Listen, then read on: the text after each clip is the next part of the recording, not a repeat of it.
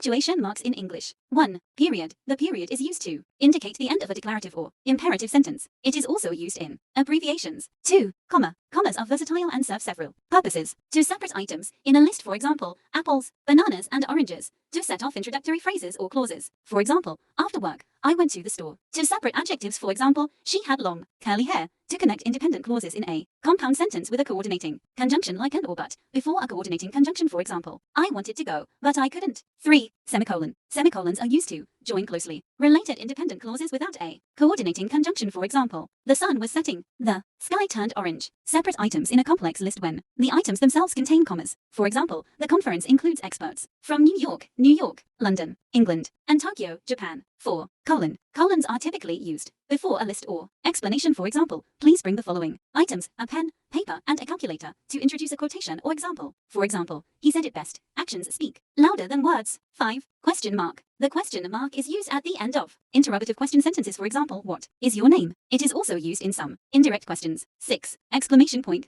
Exclamation points are used to convey strong emotions or exclamatory sentences. For example, wow, that's amazing. 7. Quotation marks. Quotation marks are used to enclose direct speech or dialogue. For example, she said, hello, how are you? They are also used for titles of short works like articles, poems, or chapters. The Catcher in the Rye. 8. Apostrophe. Apostrophes have two primary uses: to indicate possession, for example, John's car, or the cat's tail; to show contractions, for example, it's for, it is, or don't, for do not. 9. Parentheses. Parentheses are used to enclose additional information that is not essential to the main sentence but provides extra context. For example, she completed the race despite her injury. And 1. 10. Brackets. Brackets are often used to insert explanatory words or phrases within a quotation or to clarify information. For example, sick, to indicate an error in the original text. 11. Hyphen. Hyphens are used to join words together, typically in compound words. For example, mother-in-law, well-being, and to break words at the end of a line in printed text. 12. Ellipsis. Opening parenthesis, closing parenthesis, asterisk, colon, dot. An ellipsis is used to indicate the omission of words from a quoted passage or to suggest a trailing off or hesitation in speech. For example, he said, I don't know what to do.